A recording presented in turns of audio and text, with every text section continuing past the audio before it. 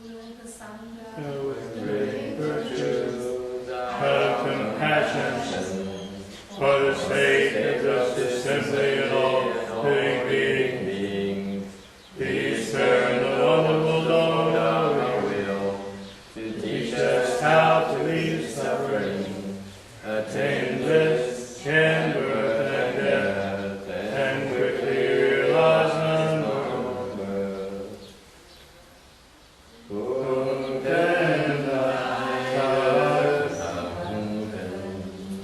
we do our holy God, dear Xiong Shan, then Jian Liu Fan Lung Yao Dao Na Hong, Yu Na Liu Shan Huang Lu Yi Ho Da So Jian Ho San. How much is the blessed, noble, and perfectly enlightened one? Namo Santo Sucedo Ye Alahadi San Miao San Poto Xie.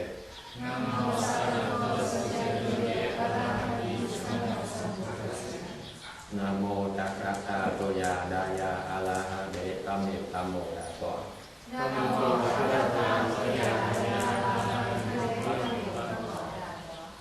The unsurpassed, profound, subtle, and wonderful Dharma, in 100,000 million aeons difficult to encounter. Now that I have received and hold it within my silent hearing, and well found has come one true and absolute meaning.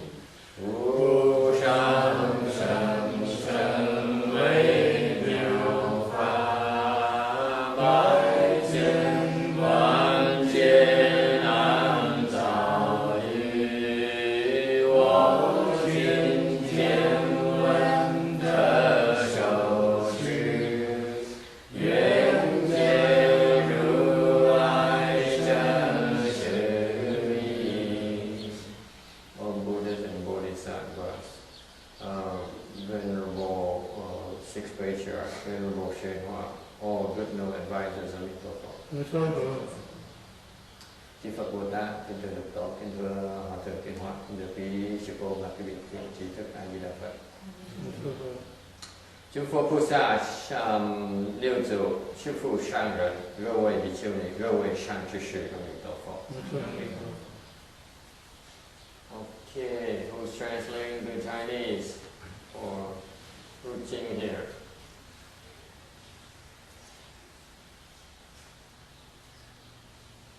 Okay, today is the 29th of October. I think in 2011 in Rosemead, California. We are nearing, is this weekend, tomorrow, the Thanksgiving thing? No, the Halloween? Monday. Is it Monday? Last day, huh? Oh, okay, Halloween thing. So it looks like Charlie is ready for it already. Charlie is our friendly dog. He comes to our sutra lectures more frequently than many of other regulars. He rarely misses a lecture. You know, Carol might miss it, but Charlie never.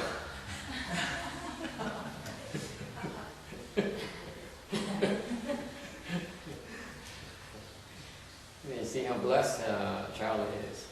Wow, incredible. We're on slide 16 of the Vajra Sutra lecture. We're still discussing the concept of prajna. Now I'm translating to Chinese. What happened to my Chinese translator? She's on strike?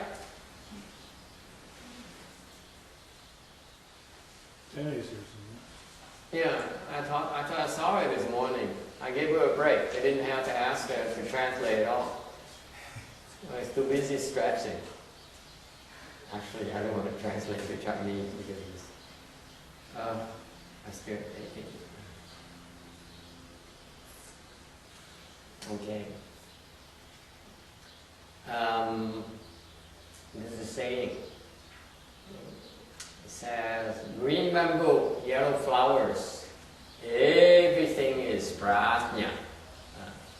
Có câu thí trúc hoàng hoa, vô vi bát nhã.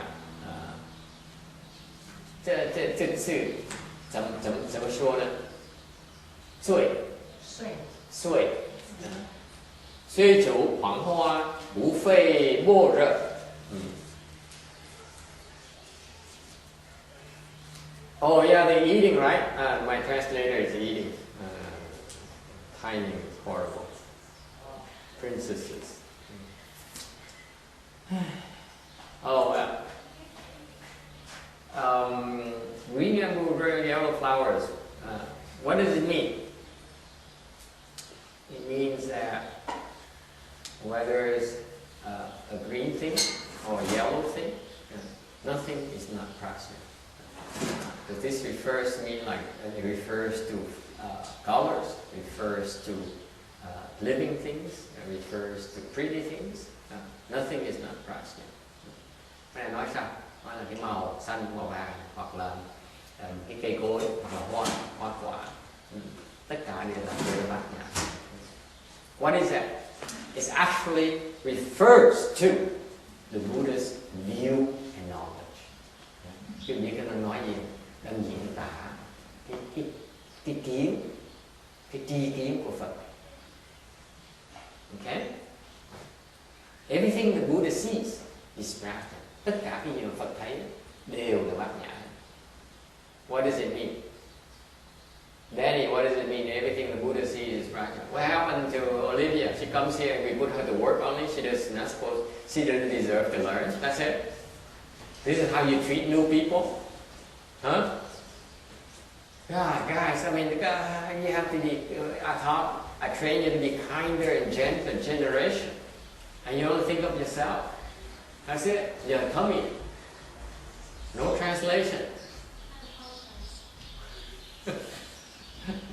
You're supposed to eat what everyone eats, and not eat when everyone goes to the lecture. Okay. Okay, guys. I have a complaint. Okay. The new people. Okay. We have to learn to work with newcomers, especially people when you are in charge. You have to make sure you take care of the people who work for you. That's a must. You don't put them to work without feeding them first. Okay? That's wrong. When it's time to eat, you bring them to eat with you. You don't wait. You don't make them work and then they skip meals. It's improper. Okay? You have to take care of the people who work with us.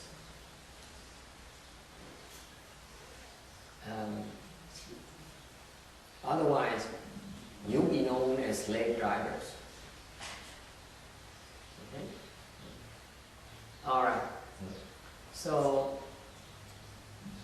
what prajna refers to the Buddha's view and knowledge. Cái bát nhã thì ra chỉ là tri kiến của Phật thôi. This is how the Buddha sees things and what he knows. Có nghĩa là những gì mà Phật thấy, cái gì Phật biết gọi là bát nhã. Alright. And what is he? What is prajna then? It refers to the principal substance. Bát nhã là gì? Bát nhã nó ám chỉ về cái lý thể. What is principal substance? These are some of the jargon you need to learn when you learn about Mahayana, in particular Vajra Sutra. This sutra is particularly profound. Cái kinh Bát Nhã là một cái kinh rất là sâu xa về cái Phật giáo mình. So we need to give you some terminology to get you used to help you get used to it. Chúng tôi phải cho cái gì, những cái danh từ này, cái gì từ quen, những cái quan điểm về cái rất quan trọng về Phật giáo mà ít người nói tới. I went to a lecture yesterday and I sat there and people were supposed to be talking about profound things like consciously only school, and I was actually disappointed. because he's one of the senior monks who was requested to come and teach a few hundred people, and so I listened respectfully, and I sat there for about half an hour, and I couldn't stand it anymore because he explained things so wrong, so erroneous, that it made me disgusted that the state of things in Buddhism is not about reading books, it's about understanding. Ngày qua tôi tới cái chỗ kia, Pháp hội có mấy trăm người tới, có mời một vị Pháp sư rất nổi tiếng, Cao Thanh, tới nước Pháp. Thì tôi ngồi tôi nghe, tôi lần đầu tiên tôi nghe, nổi tiếng, nghe tôi ngồi bên cạnh, tôi nghe tôi cũng nghe thử thầy cũng nhận pháp là sao. Giảng nói chuyện nửa tiếng xong tôi chịu không nổi, tại giảng trật nhiều quá. Tại sao trật? Trật là tại vì cái tri kiến is wrong because his view and knowledge is not based on prajna. Cái tri kiến mà ông này dùng để mà giảng pháp đó không phải cái tri kiến của Bát Nhã. The view and knowledge that he based his lecture on is his conscious mind. Cái tri kiến mà ông đang dựa trên để ông dùng để ông giảng cái pháp duy thức học đó. Conscious is school only. That's what he's known to be.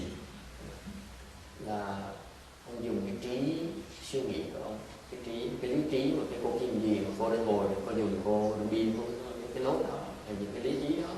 Okay. Dùng cái lý trí đó mà để suy nghĩ cái Phật pháp, cái mình nghĩ ra. If you use your conscious mind to try to understand Buddhism, you cannot understand Buddhism. You can learn the words. Quý vị có thể học được cái chữ. You can learn you can make a connection. Quý vị có thể đọc rất nhiều chữ, đọc rất nhiều sách. Rồi quý vị có thể ngồi suy nghĩ là cuốn sách này, gom mấy cuốn sách lại, rồi quý vị có một cái suy nghĩ, lý thuyết của quý vị. Thì cái gì đó vẫn dựa trên cái óc suy nghĩ của quý vị. You read as many books as you like, and you put them together. You synthesize them like the intellectuals, like Thomas, where he came from, love to do. They synthesize information. Am I correct, Thomas? You read a lot of books, right? You read a lot of papers, and you synthesize them. You come up with something new, right? That's what you do. At least that's what you're supposed to do when you do a PhD program, right?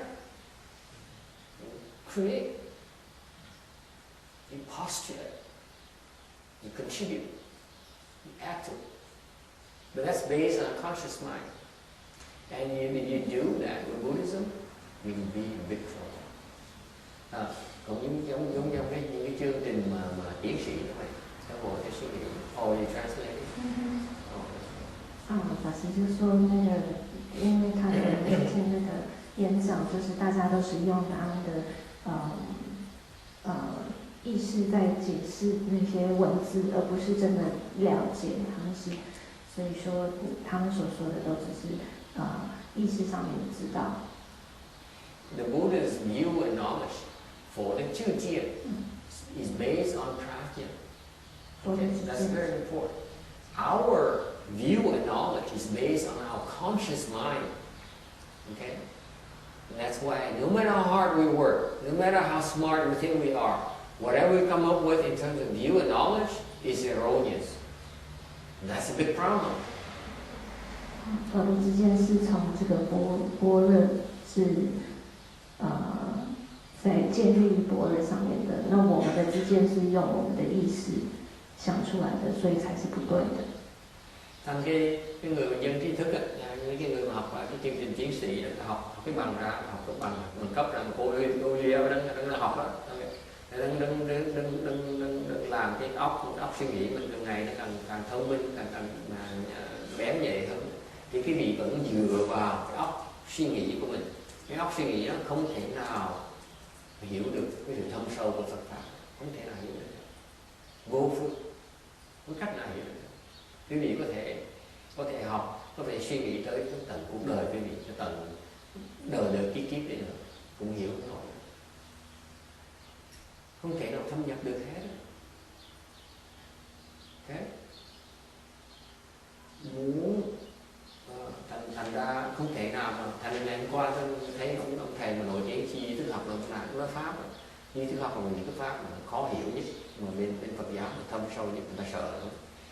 Ông đọc rất nhiều sách thì ngay sư cô thì cả cô nói sao ông thầy ông giảng mấy cái hay quá trời mấy gì con tôi cũng biết đâu, thì cô đọc 20 cuốn sách 200 cuốn sách thì cô đương nhiên biết nhiều chữ người ta nhiều quan niệm người ta. Cái khổ là khi quý vị để 2 cuốn sách mà gom lại bắt đầu synthesize cái việc này tổng hợp lại, thank you, tổng hợp nó lại, cái tổng hợp đó nó mới là hư. Các vị hiểu cái sự liên hệ giữa nó với nhau như tưởng tượng cái trí pháp nhạc Phật ấy Phật thấy nó rõ ràng, Phật biết cái sự liên hệ với nhau, cho nên Phật diễn tả ra nó chính xác không thể được. Còn cái người mà không hiểu được cái bát nhã đó, không thấy được cái quan niệm này, không thấy được cái thể, cái lý thể đó, thì lúc mà họ tổng hợp lại họ trật, họ tưởng họ đúng, nhưng nguy hiểm nhất là họ tưởng họ đúng. Phải cô hiểu nhá? Và Phật tử của họ cũng tưởng là họ đúng là mới hư. Thành cái Phật pháp nó càng ngày nó càng hư như vậy. Ông thầy hư, dạy học trò nó hư. Ông thầy nghĩ là ông thầy đúng, học trò nghĩ học trò đúng. Nghĩ là ông thầy mình đúng, mình đúng, mình học cũng như ông thầy đó. Tai hại như vậy. Thành mấy cái Phật pháp mình biết là thôi cho ông thầy bắt đầu chỉ trích người khác. Cái tai hoài Phật pháp là vậy đó. Không thể nào những cái trí mà suy luận ra được, không cách nào suy luận được cái trí. Những người những Phật pháp mà đúng đường là không có được suy nghĩ, đọc sách mà suy nghĩ là chết. I'm just criticizing Venerable Hiền Nhã, senior elders, because Buddhism, if you really want to understand the principal substance, that's what we're talking about. Okay? True wisdom. You cannot use your conscious mind to understand it. You cannot. Period. And this is what's wrong in Buddhism in the Dharma ending age. The master reads a lot of books. He goes, maybe some of them even go have a PhD from some kind of university. So it's based on a lot of books. And then they got their PhD program because they synthesized those books and came up with another theory, another discovery based on the stuff. And then everyone looks at them as a specialist in Buddhism. From our perspective, they don't know what they're talking about. It cannot be derived. Either you get it or you don't. When you try to derive it, that's when you get into trouble. This guy's problem, her elder's problem is that he read a lot of books just like you, PhD or intellectuals. And then when you synthesize, you put them together, you add one word, that's when you're wrong. You get the instructions from the Bodhisattvas. The Consciousness School is founded by Maitreya Bodhisattva and then promoted by the Wu Zhuo,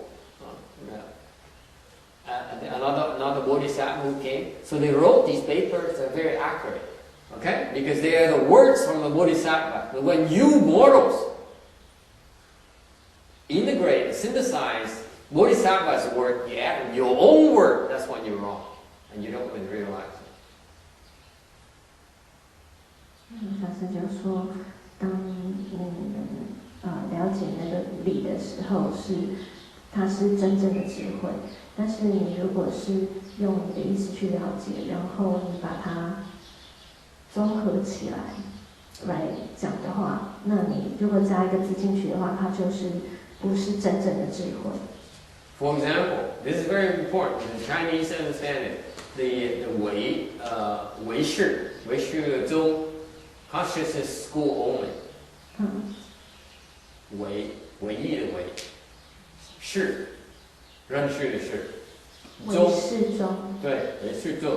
It's a very advanced school of Buddhism, one of the most advanced. Okay? And it's founded by Maitreya Bodhisattva, Vajra Sutra. 它是弥勒菩萨所造的。所造出来的。And then was promoted by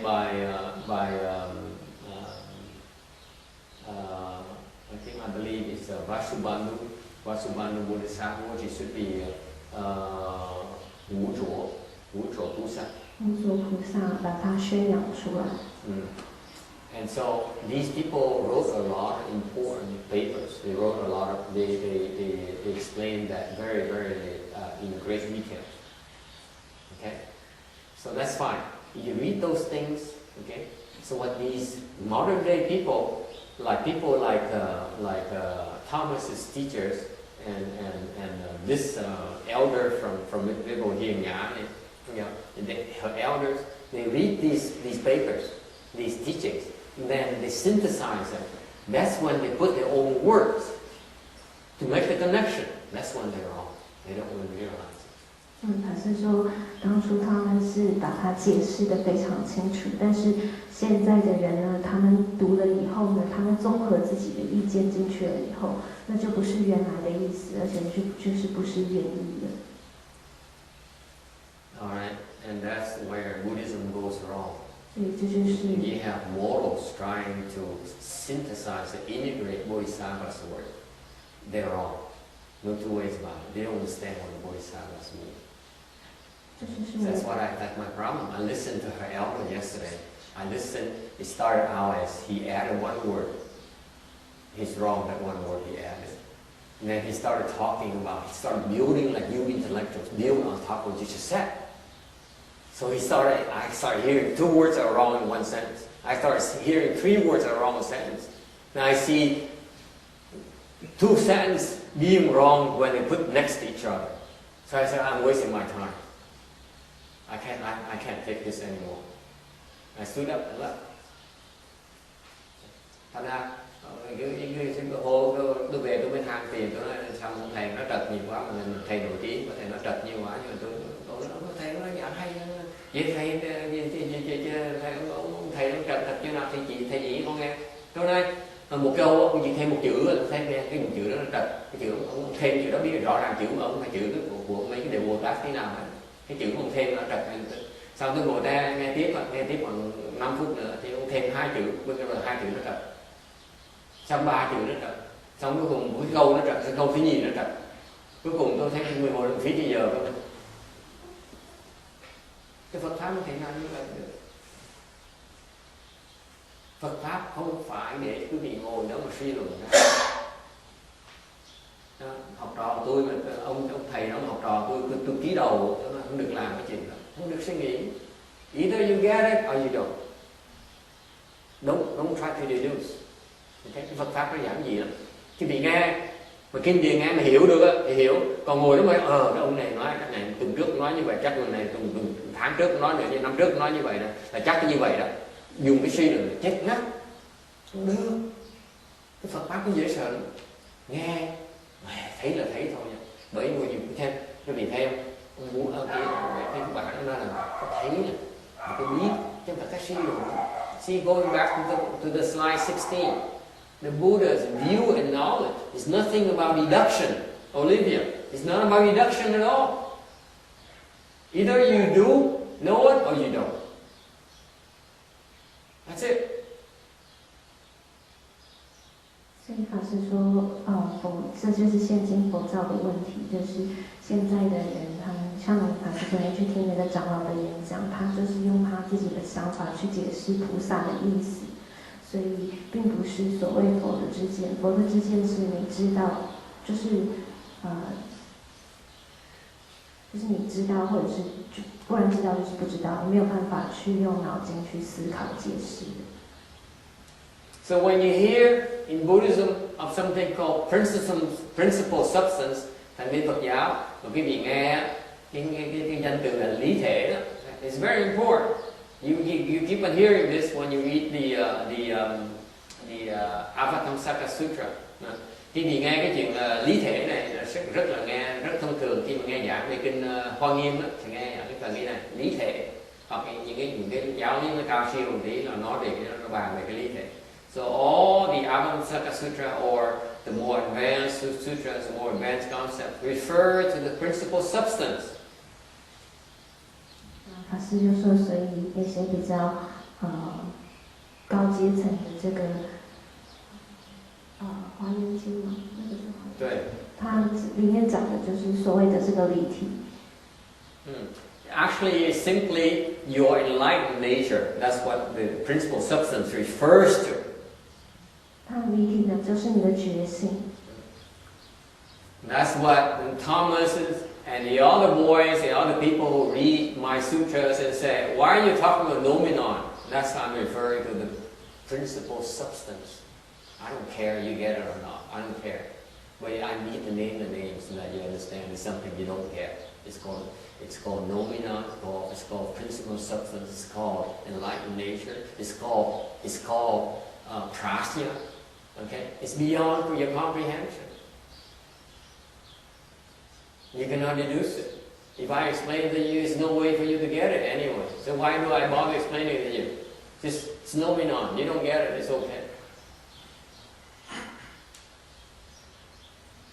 You understand? There are a lot of sutras where we put things there that you have no way of understanding. We need to put it there for the people who can get it. You know, the only people in the audience. It's only people in the target audience. Try to be mindful of the sutra. 法师说，那个经文里面写的很多东西呢，是给所有大众的，所以有的时候我们会有疑问，说为什么会有这些东西在里面？ nghe kinh đó, nghe kinh đó, thì có những cái phần mà cái vị thầy nào hiểu được, tôi phải biên ra, tại vì cái vị là người duy nhất sẽ đọc cái kinh này, tôi phải biên ra thì chỉ do cái phần những người mà có thể nghe kinh hiểu được. Okay. Tôi nói về những cái khía cạnh mà họ có thể tri kiến được, hợp cái kiến của họ. Phải nói về cái lý thể, còn thức là tụng bậy, không hiểu thức là nói tụng bậy tụng bạ không. Còn cái lý thể, nói về cái lý thể này thiệt ra có những danh từ người Mỹ, mấy học trò Mỹ từ ngoài, tại sao thầy dùng những danh từ không ai hiểu hết.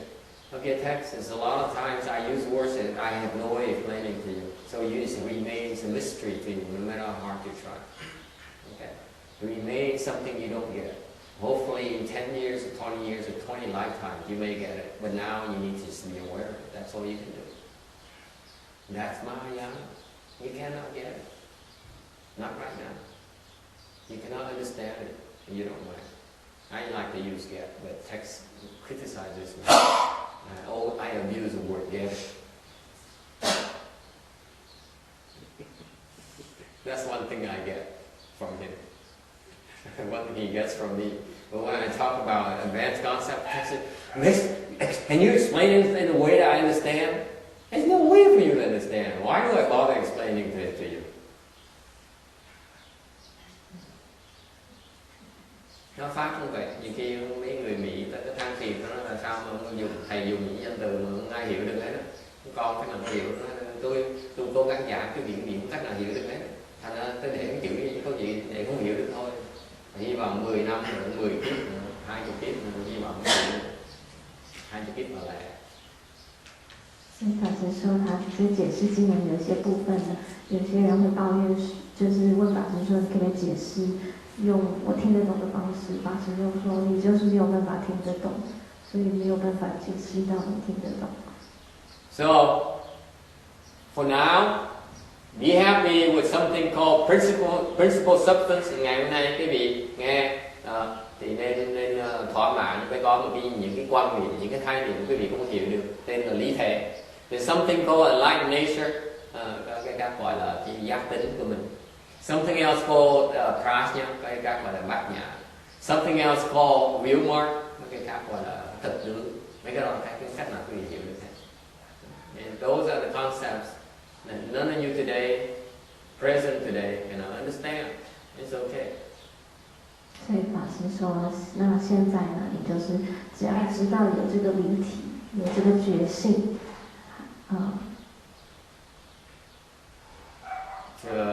实相般若对。的观念这样子。Okay, any questions? Ai thắc mắc gì không? See, when I talk about stories, you have a lot of stories, you have a lot of questions. When I talk about principle substance, no one wants to touch it. Kể chuyện Basilocology, có nhiều người hỏi với sợ, tôi nói chuyện mà giác tính, mà bát nhã, với trật tứ, không ai muốn hỏi gì hết. Principal substance is things that Buddha nature then? Yes, it's the Buddha nature. Well, how can we know what that substance is? How do we know what the substance is? How can we talk about that substance? You know, like, I have no idea how to describe that substance. How can we describe the substance? The substance cannot be described. That's what I was asking. That's my point. We can't describe it. How can we can't comment about it? We don't know how. Who can describe it? Who can describe it? Not me. No one can. Okay. Yeah.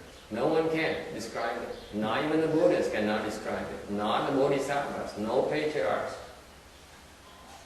No one can describe it. Ngày hôm nay nói với con niệm là nói về cái Phật tánh của mình, nói về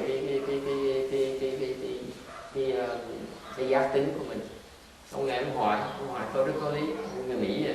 This is what Caucasians want. This is what modern people want. People like religious and explain it in a way to me that I understand. I can explain it to you. Okay. Hỏi là người trẻ thời buổi này, tôi nói thầy phải giảng cái pháp gì con hiểu được. Với cô Jasmine, con phải hiểu được, nào có phí thì giờ cũng được. Like Jasmine says, I would not be wasting my time listening to you. My time is precious. Okay? I just got back from an important lunch. Now I have to make it worth my while, otherwise I fall asleep. Tôi mới kể tí là tại vì tôi mới ăn trưa về, thầy phải nói gì con hiểu được, con mới tỉnh rồi. Okay? Cái vấn đề không cách nào nói cái gì nghe được, tại vì tôi giảng thì là giảng cái gì cũng diễn ra được cái gì, cái giác tính cái gì được. Ngay tổ sư giảng cũng được, ngay Phật cũng giảng cũng được, không ai giảng được. 所以他们就说这个离题呢，是他问说要怎么解释这个东西，法师就说这是连佛都没有办法解释，菩萨没有人可以解释的。That's right, and I'm very grateful for text that asked the question because it's a leading question for the next point. You yourself have to see. Right. Tại vì cái câu hỏi rất là hay, hỏi làm sao thầy cái diễn tả công cách mà tôi hiểu được không? Tôi nói là cái câu hỏi rất hay, tại vì câu hỏi nó dẫn tới cái điều cái gì đó là mình phải tự chứng, mình phải tự thấy, không ai nói được hết. It's something you must experience for yourself. 所以他这个问题很好，就是讲到下面这一点，就是说你必须要自己看出到，所以这叫自证。Okay, because it's beyond language, and it's at the end of all the workings of the mind. Tại vì có cái câu, this is very very famous saying. Cái này gì nó rất là nổi tiếng. Rồi you keep on hearing about this when you learn about Buddhism. Khi học về Phật pháp Đại thừa đó. Okay? You don't hear this in Hinayana. Bên tiểu thừa người ta không nói cái phần này, mà Đại thừa mới nói này rõ ràng. Tại cái gì nghe mà Đại thừa nó lâu thì đừng mở câu này. When you learn Mahayana, you actually have to hear this thing here. So you can listen for all these years, all the prior 5 years. Okay, the prior 6 years I explained Dharma. It's not Mahayana yet until I mentioned this phrase here. Tôi giảng pháp 5-6 năm rồi mà tôi chưa nói gì Đại thừa, chỉ chứng Đại thừa cho đến khi nói câu ngày hôm nay để chứng minh được cái này là Đại thừa. The Dharma we're referring to is cannot be expressed by languages and words. Okay? The concept we're trying to elaborate a little bit, okay, cannot be comprehended by your conscious mind. That's what this means. It's beyond language. It is beyond the workings of your conscious mind.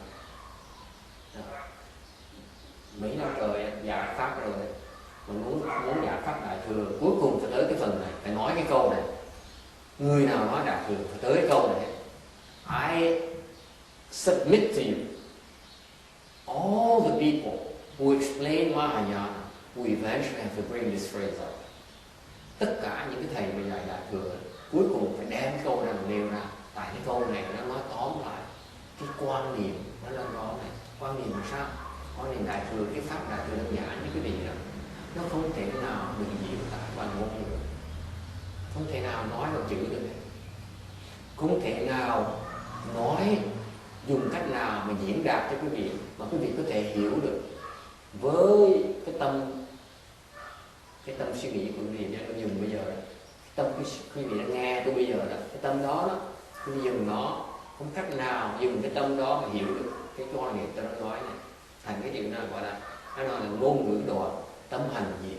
Cái phần này là phần đại thừa. Tất cả những cái pháp đại thừa phải chỉ tới cái phần này. 法师说，这里就是讲很有名的一句话，就是它是言语断心行念，就是它是无法用言语来形容。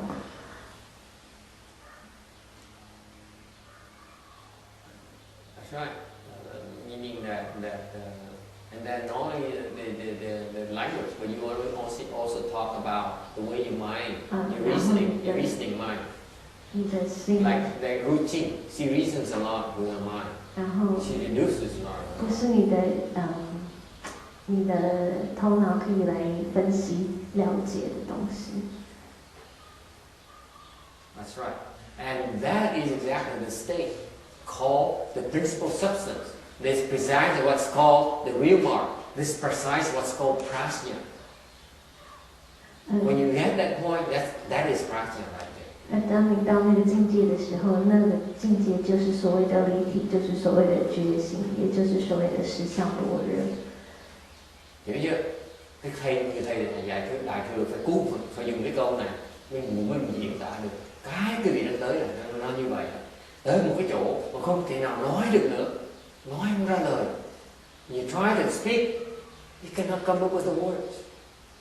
You try to think about it, your mind cannot formulate even a thought. Muốn nói không ra lời. Muốn suy nghĩ, cái tâm nó nghĩ được một cái tư tưởng nữa. Đó là cái gì phải cần tới để hiểu được cái ý nghĩa đó là sao. When you get to that state, okay, then you recognize it. That is Mahayana. 所以说，当你到那个境界的时候，你想要说是说不出口的，你想要想是没有念头产生的。所以，当你到那个境界的时候，那个就是所谓的大乘佛教。At that point in time, even if you see anything, you don't have any thoughts. Huh? You don't say, huh? 那法师说，在那个时候呢，你看到 If you see 任何 anything 东 at 西的 all, 时候， and you say, oh, did you see that? Did you see that? Did you see it? Then what you see is false. Chẳng hạn như quý vị như mở mắt mà thấy xong là thầy có thấy không? Thầy có thấy không? Thì người có phản ứng như vậy đang còn mê muội. That person is still confused. 所以当你看到任何东西的时候呢，你会没有任何念头产生的。对。If you have a reaction and you say, did you see that? Did you see that? You see how amazing it was? Okay. Then it's confused like that. 那如果你有的话呢，你还是很迷惑的。Cô nhà có thắc mắc gì không? Yeah. Thầy, con cũng tham gia là mỗi người có đoàn nào mà hỏi đoàn mỗi người đoàn tâm hành gì, cái tâm hành như cái hành động thôi. Để hành động diệt thì con những cái thức khác như là thức và thọ sắc cái gì.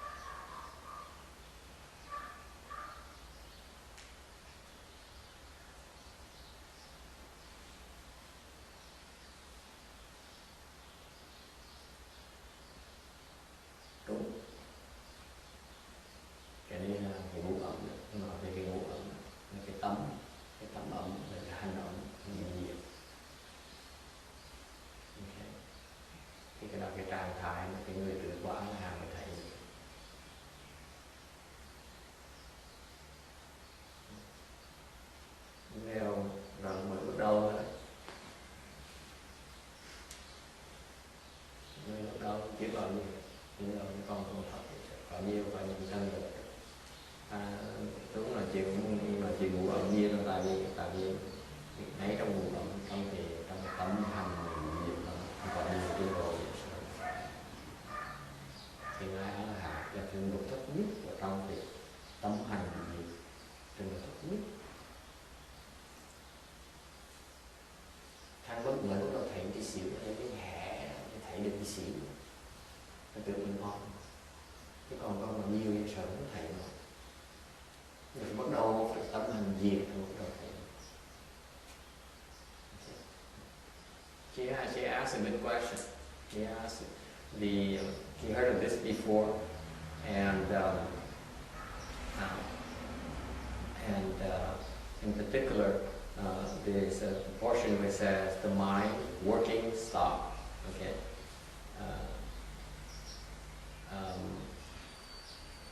So she says, is that I just referring to the skandhas? And I said, yes, they refer to skandhas after thinking for a while. It refers to the skandha, meaning the thought skandha and the activity skandha. The third and the fourth high-end skandhas. And what you left is the consciousness skandha, and that's the state of the arhat, the fourth stage arhat. And actually, in this particular state, poor Amy looking at, making a face. Even with this state here, it refers that even the fourth stage arhat reaches that level is only the beginning of the proper view and the proper knowledge. It's not even the Buddha's view of knowledge yet. Okay? But it's only a starting point.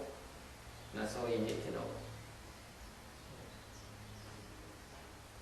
所以他会说，他说他听过这个心行灭的这个境界，那他会说是不是跟你的想跟行的因 is the skandha is in or yin. 运，对，五阴皆他说空。是不是跟你的运停止有皆空的那个境界？他是说对，就是在行跟事的时已经。That's in the Heart Sutra, the 心经。心经里面 it says 五蕴皆空 ，OK， 入境记得吗？那本心经就说观自在菩萨行善般若蜜多照见五蕴皆空，给五蕴。五蕴就是第三蕴跟第四蕴，想跟行蕴都是空的。那是说在这里是说心行灭是这样。Okay, and that's only the beginning of the knowledge, of the true knowledge of the arhat experiences. Even in this state, it has many levels. But anyway, that's the concept of these the arhats, the Hinayana sometimes bring up, but they don't understand they don't realize the depth of this sentence. Thành ra những cái người mà thầy người ta dùng những cái chữ mà ngôn ngữ đoạn cái tâm hành diệt đó là ta chỉ bắt chước ta chưa hiểu cái chiều sâu của cái câu này. Cái tâm hành diệt nó rất là sâu, nó có nhiều cái trình độ dễ sợ. Cái người mà cao nhất mà bên phía cô mà thấy được mới thấy cái trình độ thấp nhất, có thể thấy trong cái tâm hành diệt nó khổ sở như vậy. Thành ra nó có nhiều trình độ quá đấy, làm ta dùng cái chữ đó. Cái tâm hành diệt này, cái trình độ thấp nhất là không xứng đáng mà nói.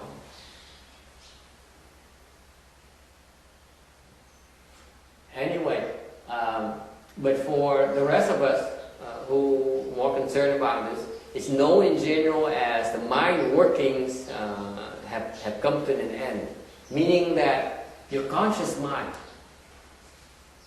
all the conscious activities have stopped functioning. Okay? 法师说，对我们来说呢，就是表示说你的所有的意识都已經停止活動。Any questions? Ai thắc mắc gì khác không? Yes. Is that what we are working towards when we cultivate? I hope so. Otherwise you'll be wasting your time. Câu hỏi là như vậy có phải là cái mà cái trạng thái mà những con cần tu để tiến tới? Tôi hy vọng như vậy. Rồi cuối cùng hy vọng cô cũng ngừng suy nghĩ. Nhưng tôi như vậy là chỉ phí thời giờ tới chùa, hoàn toàn phí thời giờ. Otherwise, your objective, you're coming to my temple would be a total waste of time. Chúng tôi tới chùa của tôi đây là phí thời giờ, hoàn toàn phí thời giờ, quý vị. 他们说，这就是我们在这边修行的目标。法师说，对，他说我希望你本事，不然的话你来这边就是浪费时间。Yes, text. Oh, so what happens then? What happens then? You die. Well, that's not very... Right. You're not looking forward to it? No. How much longer do you think you have? What's the big deal? 25 years. Someone pretty optimistic.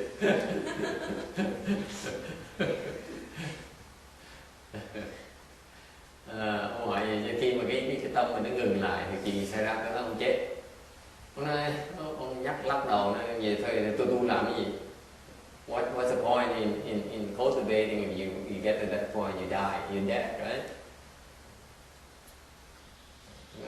Tu làm gì, mình tới đó là mình chết thì mình tu làm cái gì? Why would you want to get there, Jasmine? Well, clearly you're jesting. So am I jesting? Yes, Let me ask Jasmine if she gets it. Why would you want to get to the point where you die?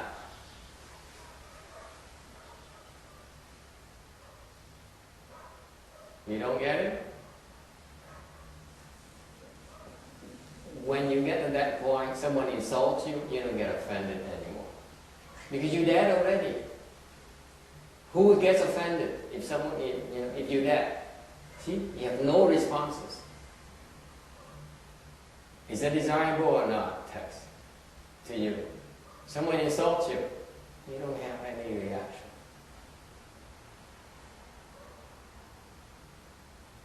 Nghe cho kỹ nè. Tới cả cái đó, người ta chửi mình hoàn toàn không bị phiền nào. Đó là cái chết. That's the death I'm referring to. You still breathe, but you don't have to do it anymore. Chết này không có nghĩa quý vị ngừng thở. Chết này có nghĩa là người ta mắng mình không bị phiền nào. You're still breathing, but you're not afflicted. Mình vẫn thở như thế, thì mình không bị phiền nào. 所以他的问题就是说，为什么我们到那边了以后，然后呢，那法师就说你就死去。法师的意思就是说，那就代表说，当有人在侮辱你或骂你的时候，你就没有任何的反应。Any other question? Hay thắc mắc gì khác không? So what's the relationship when you are when you're dead, you and physically I don't know how to. So with that state, when you die, you physically die, you're gonna have the same state going into the next thing. I don't know. I think someone is worried about his next life. Let me explain to you. Don't worry, quý vị đừng có lo. When I talk about death, it's only here to offend Text, our Caucasian friend here. Because Text is very attached to life. That's why I keep on bringing up death, just to afflict him. And you see now he's so afflicted he has to go to the restroom. He can't take it anymore. Bây giờ tôi nói chết là tại vì tôi muốn chọc cái ông người Mỹ ngồi nghe, ông thích nghe Pháp. Ông mỗi ngày ông lái xe tới 45 phút, 1 tiếng đồng hồ lái xe tới từ town lái xe tới. Xong rồi nghe Pháp xong lái xe về, ông chỉ làm chừng nữa thôi. Ông không có tụng gì, thích, ông thích tới nghe Pháp vậy thôi. Vâng, tôi chọc ông sợ chết lắm, tôi ông phải nói chuyện chết để ông thiền não, thiệt sự ông thiền não mà ông đứng dậy ông đi phòng tắm cho nó. Go ahead, translate. 法师就说他讲的死并不是所谓的那个真的死，他只是讲说你到那个点到那个境界的时候你就没有烦恼了。What death am I referring to? Cái chết là gì? This is the death of the ego. Cái chết của ngã của mình. 是你的自我死去了。Christy, it is the ego that is afraid to fail. Or the ego that's afraid to get injured. Ngã là cái nó sợ mình sẽ làm không được. Ngã là cái nó sợ chân mình sẽ bong, mình sẽ bèo chân. Cái ngã đó nó chết rồi, nó ngồi rồi. That ego has to die. Okay. That's the death we're referring to. It's the ego that's afflicting you right now. Before you even do it, think about it. Before you even try it, you tell yourself, okay. That's the ego, the same ego. Cái ngã này là cái mà trước khi mà quý vị làm là mình tự nói là làm cái này không, làm cái này là gì không, cách làm được. It's the same ego. If that guy dies, that's when you're free from the fiction. Ngã nó chết, mình không có gì. How do you get it to die? By learning not to listen to it. Ngã nó muốn nó chết, phải tập giết nó từ từ. Mỗi lần nó than phiền một lần lên. Every time you complain, you listen to it. It's loudest when it complains. Ngã này khi mà nó than phiền nó ồn nhất, nó to tiếng nhất của chúng ta. Thành tập khi nó to tiếng như vậy. So all you have to do, you have to learn, you condition yourself not to listen to the ego when it complains. 法师就说，是每次是你的自我在告诉你说你做不到，在告诉你说你会失败，所以他所谓的这个死，就是说当你学着不要去听你的自我。Any question? Ai thắc mắc gì không? Yes. Thưa thầy, mình hỏi một ngày mà mình không muốn gỡ chi ra, mà lúc mà mình gỡ chi ra mình gỡ ra được không? The question is, we sit for 24 hours and not unbuckle your legs. Can you unbuckle your legs at the end of 24 hours? You don't want to after 24. Trust me.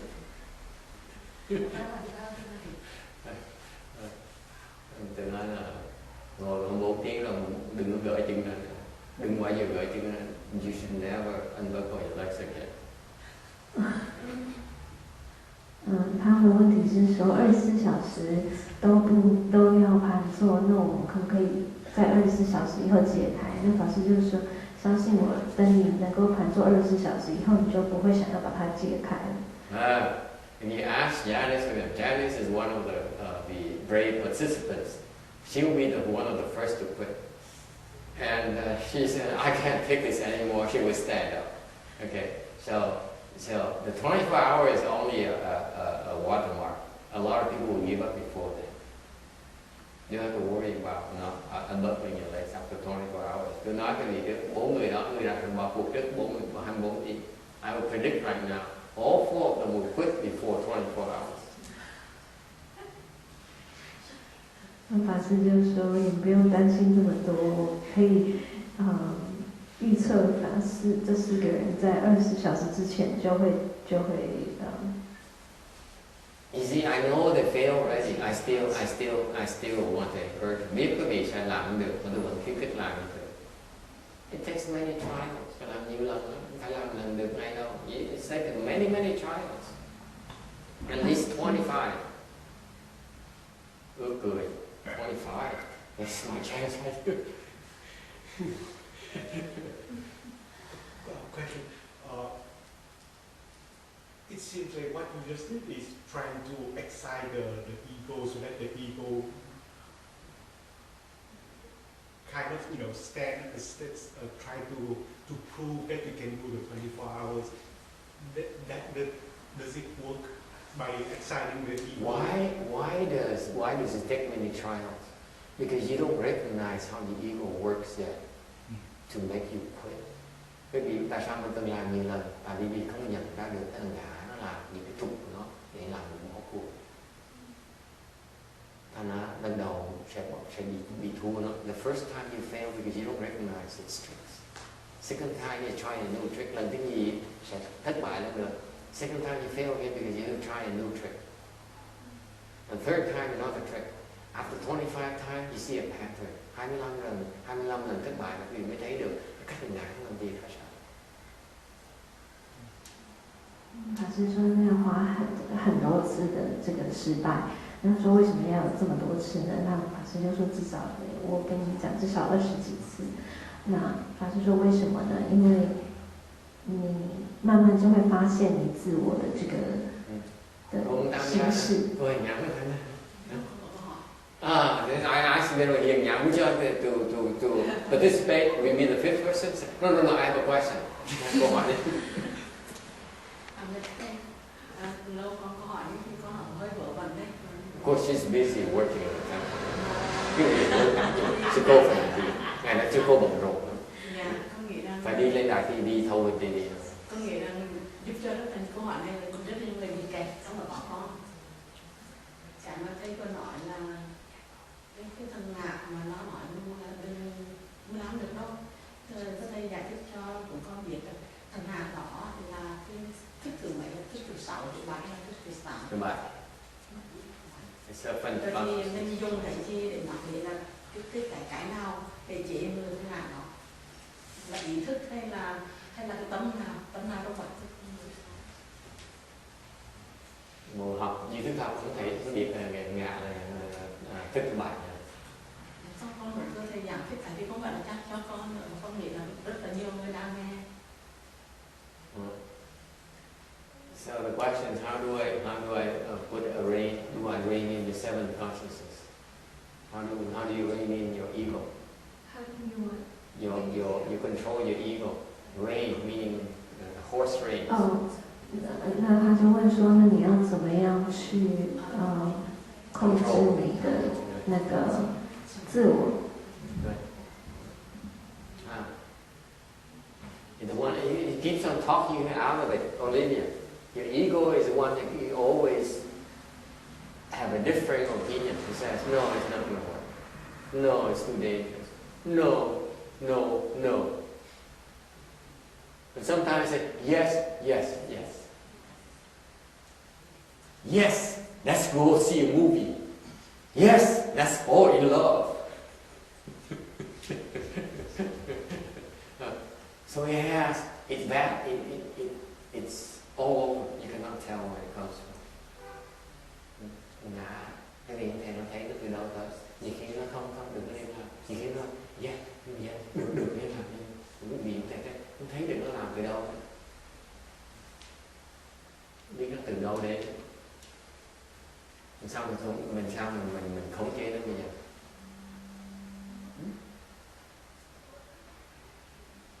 I don't know. If I knew, thì làm gì nữa? Thì thấy nhưng mà tôi biết tôi ngồi đây làm gì? I be bottling of water, bottling and selling. Tôi biết là tôi bán vé nha. Remember the Dharma is free because I don't get it yet. If I got it, it's not going to be free. Trust me. Khi mà tôi biết rồi, sức mấy tôi cho miễn phí được nữa. Mấy cái bí mật đâu có miễn phí được. All the secrets cannot be free. So, since I don't know, you have to find out for yourself. Tôi đâu biết, thành phải tự khám phá nó. How do I get to do? How do you discover how to control your ego? Làm sao mình khống chế được cái ngã mình bây giờ? 你们怎么知道怎么去控制你的自我呢？ Just start to drop it, and then sit there and take the pain. That's one way to say no to your ego.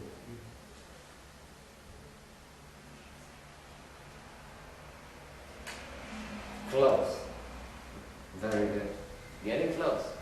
他说像上个星期讲的，要开始舍。 Now, if you keep the same kind of reasoning with the instructions on the stretching exercises, I'd be happy. Làm sao? Ông ước nói là mình ngồi đó, mình đau chân mình xả, mình cố gắng mình xả cái gì mình ngồi mình chưa đừng cái đau chân. Okay. Nó gần đúng rồi. Cố gắng tiếp. Có ai có ý kiến nào khác? Anyone else? Text. 老师 Any 说 bright 很接 ideas? 近，他 Đã 讲的 có ý 很 kiến 接 khác 近。 nào? Tôi thấy có nghĩ giống như hồi nãy thầy nói là có những cái mình từ chối mình không được đâu, nhưng mà mình chưa thể thực thì làm sao mình có thể vẫn lời cái ngã của mình như vậy để thành có nghĩ cứ thử, nếu mà thất bại mình đã sẵn sàng chấp nhận rằng có thất bại nhưng mình có cái khiến tốt, lúc đó mình control được cái ngã của mình. You're good. He says in Vietnamese. The Vietnamese get it. I don't know why the Caucasians don't still get it. He says that you have to do it, you have to try it, and you fail. When you fail, you become more humble. This guy is pretty subtle. You know there's a subtlety? The ego is that I'm better. When you fail, you're not as good as you think you are. So the ego is diminished. Very good, very subtle, very good. You get that text or not? It's kind of profound for you Caucasians. No.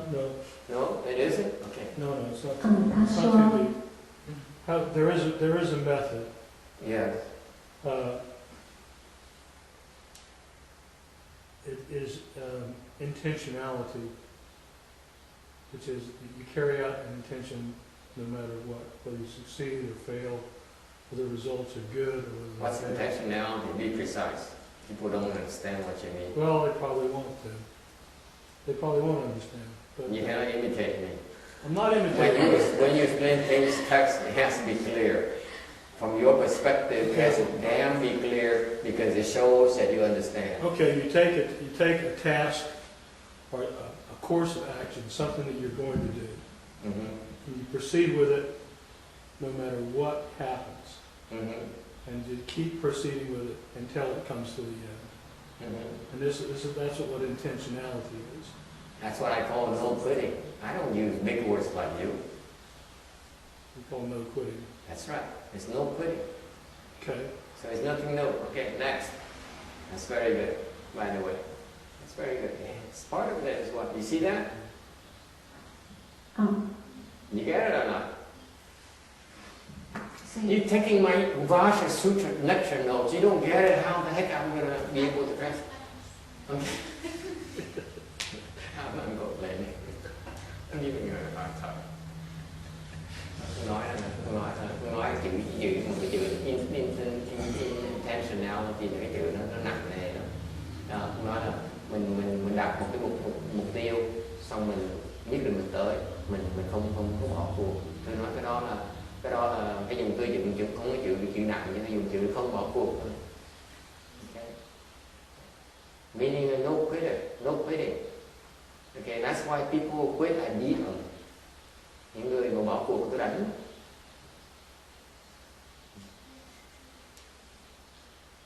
Go ahead. 对，就是他们刚两个人讲，第一个讲的就是说，当你试着，但是你失败的时候呢，你的自我就会发现会变得比较谦虚，因为你发现自己没有那么好，所以你的自我就会减少。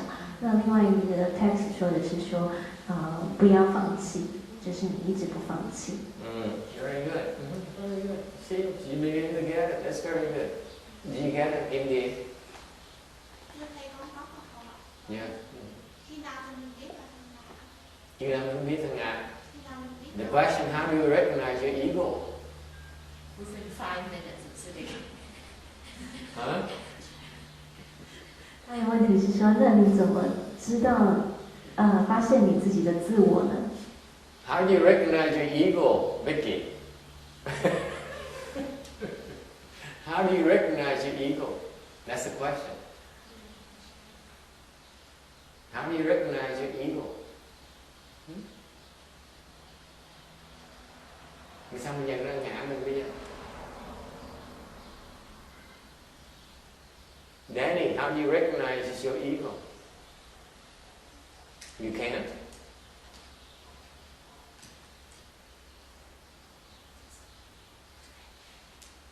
You can't? You don't? Oh, how embarrassing. I thought you're special. You can recognize your ego. Who can recognize your ego? Raise your hands. 老师们说你可以 Okay, 找到你的 please tell us, share with us your secret. Làm sao nhận cái được ngã mình? Thưa thầy, ngã là luôn luôn là nó muốn mình chấp cái thân này. Okay, attaches to the body. Excellent. Very good. Chấp cái thân. Còn gì nữa không? 他说 Nó muốn cái thân này được hưởng thụ không ạ? He wants to indulge himself. Not of you, huh? You don't have that problem. Only her problem. Cái bà này có vấn đề nặng nề lắm. She attaches her body and she wants to indulge herself. What else do you have? Problem do you have? Giống như thầy nêu xấu luôn. 他说 For a brave soul. 你的自我非常执着于你的身体，而且很想 Okay, 要 let's give others a chance. Okay. 成立 Cho phép mình giữ người khác. Okay. What else? How else can you recognize it? Let's help Danny out here. Danny is confused.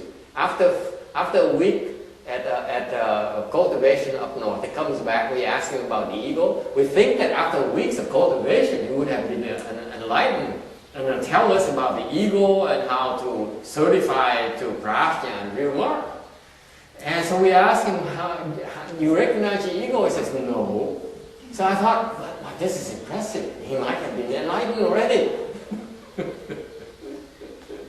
Cái ông này bỏ đi tu, bỏ chùa mình đi tu có tung luôn. Trở về lại mình tưởng ông sẽ giác ngộ đó chứ. Mình mới hỏi, ông nhận cái ngã ông là sao?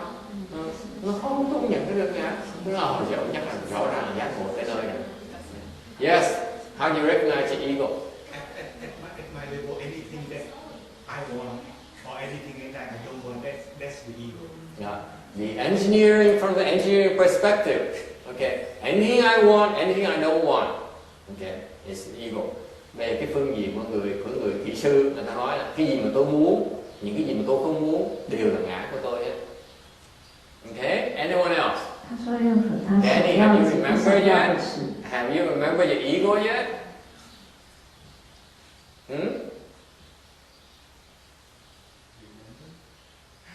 Remember?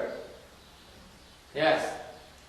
Kim Điền. Không, thưa thầy, ngoài là cái gì mình muốn và cái gì mình không muốn đều là thằng ngã hết. Cái gì là everything là thằng ngã. So Kim Điền says, if, according to engineering perspective, anything you want and anything you don't want is your ego. So therefore, everything is your ego. And that's why it's very difficult to fight against. Danny, you remember now? Everything is your ego.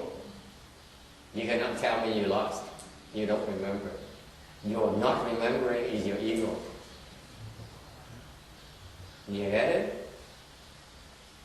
Cái chọc ông này mà ông nói mà ông không nhớ, cái ông không nhớ đó là cái ngã luôn nè. Đúng, Kim Điền rất là đúng. Tiếp tục biên nốt cho con, giỏi. Được. Tell me what is not your ego. Cái này mọi người ngược lại. Họ ngược lại rằng tức cái gì không phải là ngã, cái gì nói tôi coi.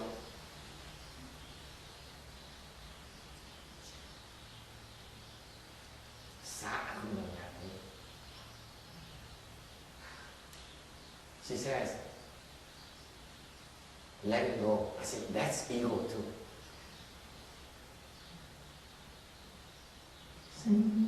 所以法师说，全部都是你的自我，包括舍都是。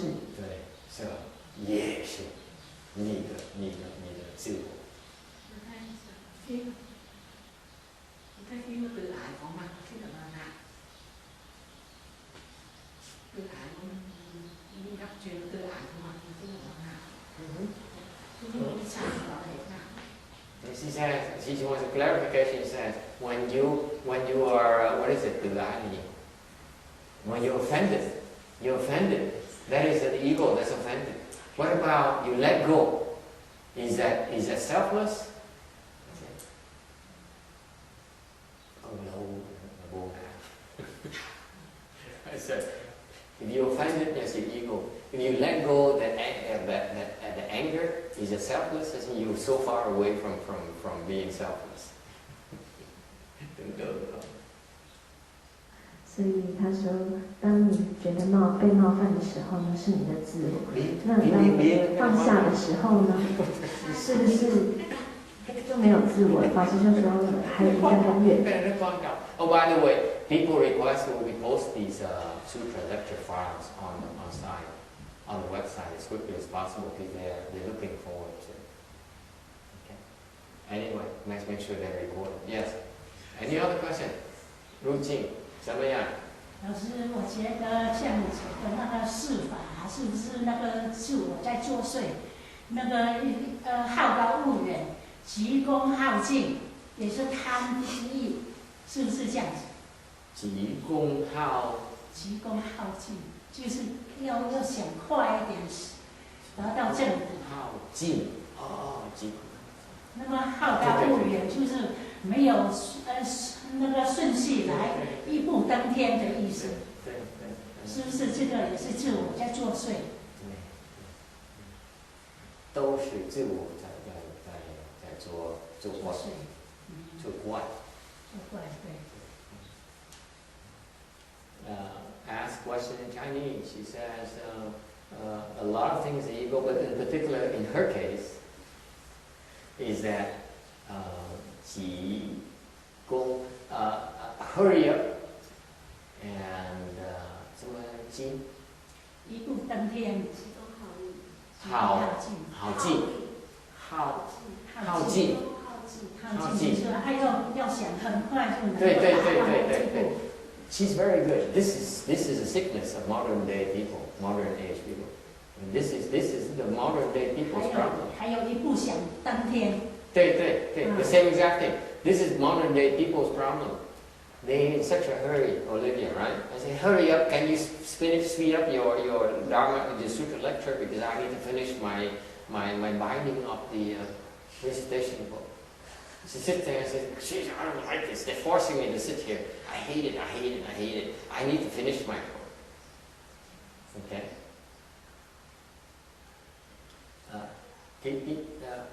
And what she says is accurate. This is a sickness because we are in such a hurry to complete it. Am I correct, Olivia? You sit there and say, I can't stand this. How much longer now? 41 minutes. Oh my God. I have work to do. I can't wait for this. Okay? Cái bình của người thế gian bây giờ, thế gian hiện đại bây giờ, ai cũng gấp rút vậy sao? Phải làm cho xong câu chuyện. Bắt đầu một công chuyện gì phải lập tức làm cho nó xong. Mình không thể nào đợi những khi nó xong. Anyone have that problem? You start something, you want to finish it. You can't wait to finish it. Am I correct? Làm bắt đầu làm chuyện gì nữa? Làm cái gì mà cái là muốn làm cho xong ngay lập tức. You cannot wait for it to be completed. Raise your hands, Janice. Raise your hands, Jasmine. Okay? Anyone else is disagrees with me? Huh? Danny? No, he disagrees. Danny is beyond it already. He's after a week at the retreat up north. The man is enlightened already. He doesn't have the same problem we mortals have.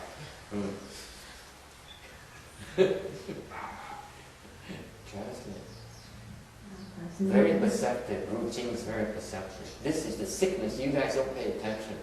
Very sensitive people. People who are about to die. That's when they realize it.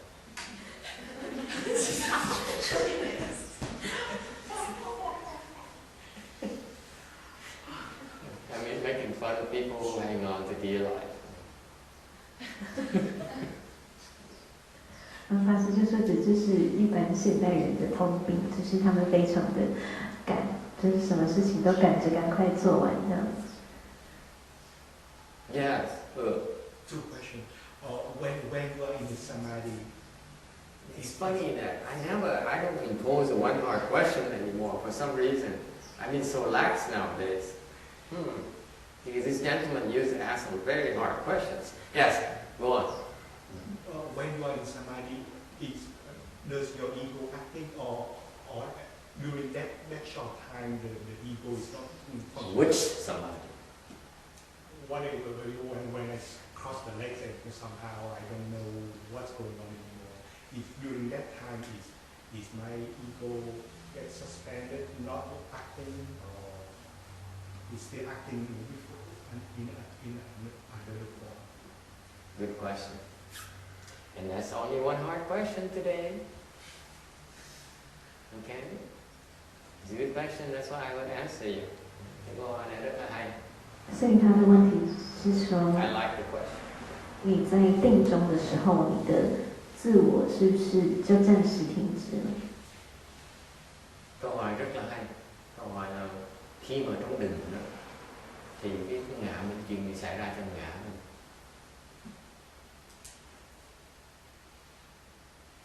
And this is precisely why we need to cultivate samadhi.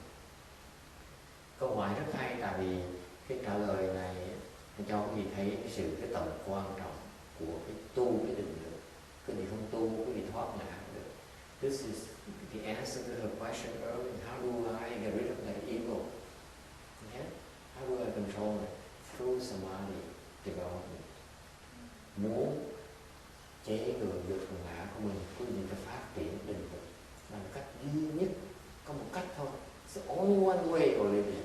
If you want to control your ego, you have to develop samadhi power. It's the only one. Cách duy nhất. No other ways. 所以法师说，当你如果想要控制你的自我的话，只唯一的就是要训练自己入定，这是唯一可以控制它的方法。 Hiểu chưa? Cần phát triển mình chế ngự. Không nói được. You cannot talk your way out of it. Không thể nào lý luận với nó được. Yeah. It helps samadhi power. Alright? So the question goes back to what happens to it. Okay. That's why the question I asked him immediately, which samadhi power are you referring to? He looked out, he asked a very good question. From zero samadhi, clearly we helpless, aren't we? Nếu quý vị không có định lực như zero định lực thì rõ ràng là mình không cách nào mình hoàn toàn là bỏ tay đúng không? So you understand that you need to have some compassion for people who have lower samadhi than you. Thành quý vị tu và thấy đầu tiên quý vị thấy được mình thoát được, không có cái định lực, mình được nhận cái giải thoát, quý vị thấy được, mình phải biết phát triển cái lòng thứ hai, lòng từ bi cho người thấp hơn mình. Tại những người thấp hơn trình độ hơn mình đó, thì họ không thể nào khống chế được cái ngã của họ. Ngã họ nó tác quái cũng chịu không làm được. When the ego misbehaves, there's nothing you can do.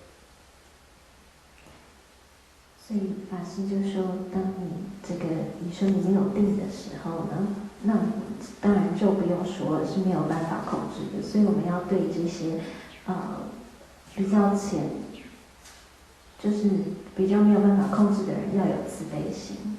Cô Hiền nhà, hôm qua cô hỏi trên xe trên đường về đó, cô hỏi tôi cái câu mà cái cô sư cái cô bạn của cô mà tu mà tới cảnh giới thì nói diễn tả lại đi nghe, để hỏi câu hỏi đó lại. Các bạn có đang tu mà các bạn có thường hay ở trong định mà tức là cái tâm của nó rất là làm yên mà không có cái hơi thở của ngừng lại và tâm cô rất là lặng ở trong trạng thái rất là lâu. Cô hỏi có phải đó là trạng thái của không tu vi sự.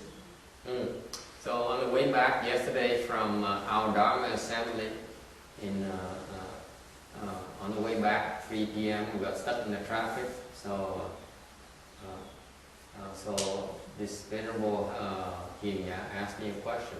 Her colleague called her up and talked to her and asked her. She would meditate and then she would go into the state. Maybe even ask Danny about this. I'm sure Danny has the answer. Danny is very advanced cultivator.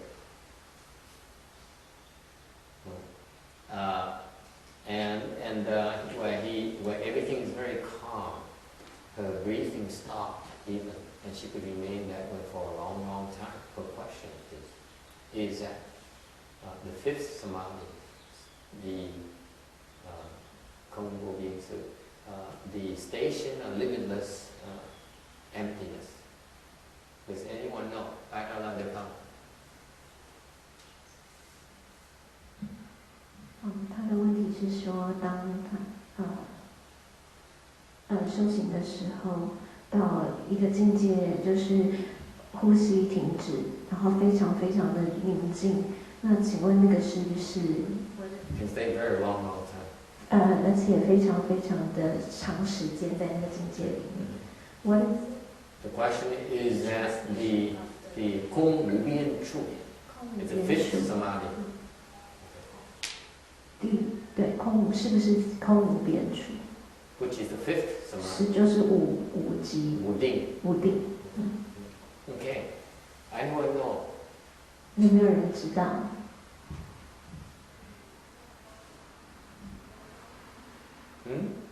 I may know. Anyone knows? Everyone shaking their heads. No one knows? How about our Danny friend in the back? Does Danny friend know? Huh? Do you know?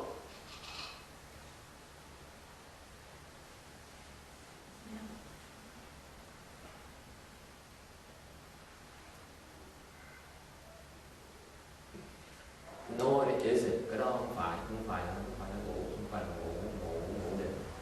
It isn't. 他是说不是。 What is it then? Cái đó là cái gì? 那是什么呢？ That is the ego imagining things.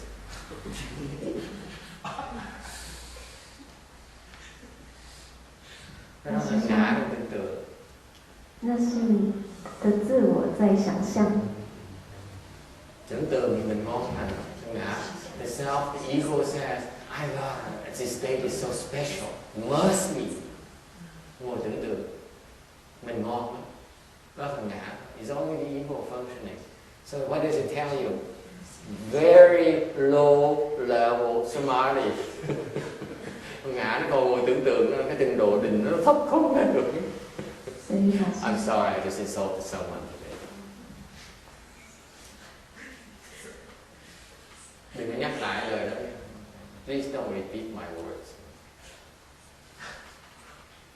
Tell him it's from the Hersha we heard. Nói là cái lời đó là hòa thượng này, con nghe đó. Nhưng tôi nói mà ai mà tin, if I say, who's going to believe me? But it doesn't ring a bell. I must be so special.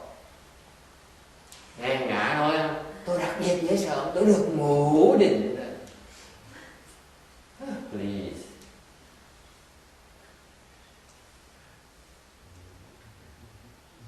Any question? Yes. Vicky. Well, so if someone was truly in a state like that, where Yeah. they stop breathing, do you mean then that they would not even be looking at that? Because they would already be in true emptiness. They wouldn't be counting, oh gosh, I stopped breathing here, and that wouldn't even be part of their interest to think about. No, not necessarily. It's just that I haven't met her. I don't know her that well, but the mindset. Because what you have to realize that these people, when they cultivate by themselves, they have no clue. No clue. Tôi không phải tôi chỉ trích, tôi nói tại tôi chưa bao gặp cô này, tôi chưa bao giờ nói chuyện này. Để tôi nói cái gì nghe câu chuyện này để nêu ra cái gì, một cái ví dụ điển hình của những người tu đó, ta không biết cái đường, ta đang ở đâu, không biết đường mòn. Thành ra những cảnh giới họ gặp, họ không thể nào, họ không có cái trình độ mà thấy được cái cảnh giới mà nó ở trong nào. Không cách nào thấy được. My point is that the point to you, all of you, is that when you cultivate by yourself without the aid of a good known advisor, you have no way of knowing where you are. 所以老师就说，重点是在讲说，当你自己修行的时候，你会觉得说，哦，你到了某一个境界，然后你就会有那个想法，就是说，哦，你可能是在什么程度？那法师就说，当你们自己修行没有善知识的时候，你是完全不晓得自己是在什么样的地方的。That's right. And you imagine things. When you hear, you read more stuff, you hear people talking, you imagine yourself is so special. And khi mình nghe đọc sách thêm, đọc càng nhiều sách, mình nghe cái kể chuyện lại, thế mình tưởng tượng ra mình tới những cảnh giới như vậy thôi. Chứ cách nào mình biết được? You cannot know, you cannot tell. 所以你 Not 会， you. 所以你听读了很多东西，你会很自然而然的觉得说自己修到某些境界这样子，然后你就会自己想象你修到某些境界。Yes. I was wondering, is that possibly because, like, a lot of our experience is below the surface of our conscious awareness? So maybe what we're working on is completely, we're not even aware of what's happening, sort of. Yeah, part of that. And the other part is you're ignorant. It's that simple. You're stupid. You don't know where you are. What do you expect? It's beyond you. Why do you hear so many words? It's beyond you.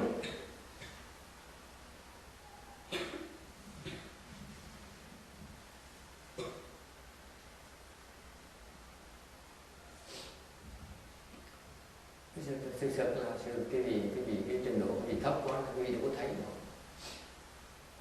Nói dung dài lắm, mình mê muội sao mình thấy được. What do I teach you? Bây giờ cái gì? Humble. You're confused.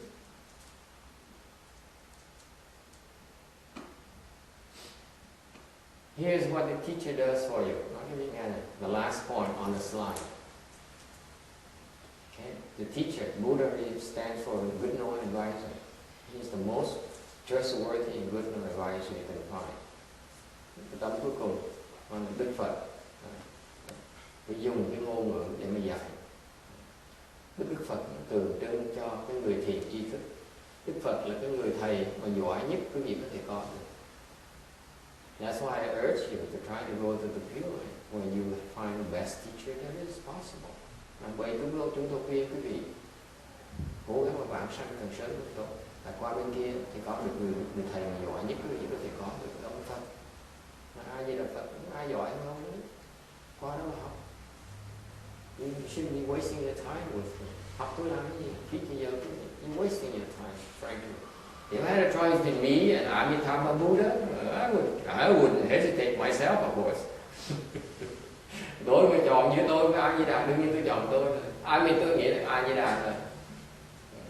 I mean Amitabha, of course, right? You all know, you all heard that.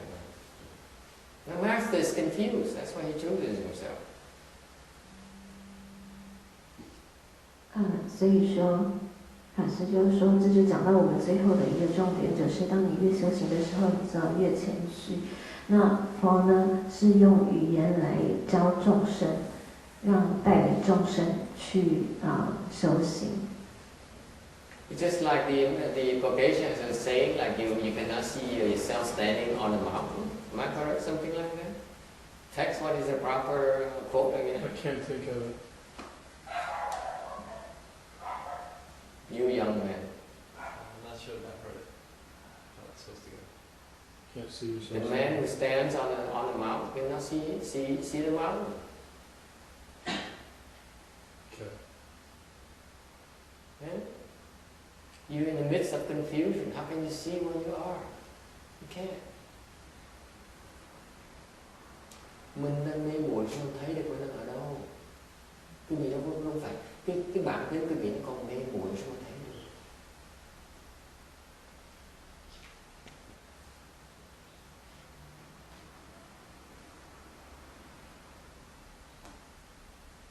You're confused. You can translate this. Amy, I'm looking at you. You're confused. Therefore, you cannot see where you are. 法师就说，因为你们都还迷迷惑，所以你们不知道你们自己在哪里，没有办法看见自己在哪里。So each samadhi level enables you see a little bit clearer. Mỗi cái trình độ định lực nó càng ngày nó càng cao thêm thì nó giúp quý vị thấy được rõ hơn một tí thôi. Doesn't say, it's not saying you can see yourself. Không có nghĩa quý vị có thể tự thấy được. You cannot see yourself. 所以每一个定的几个层，让你都可以看到多一点，但是你没有办法完全看到。看到自己。看到自己。That's the important distinction. You can see clearer outside, but you still cannot see yourself. It's much easier to look outside. Mình nhìn ra nó dễ hơn gì mà trong mình không thấy được. Nhìn ra ngoài nó dễ thấy hơn gì mà trong không thấy được gì hết. When you look inside, you can't see anything. You look outside, you see plenty of things. Am I correct, Jasmine? You look outside, you're always right, aren't you? You say, she's wrong, I'm right.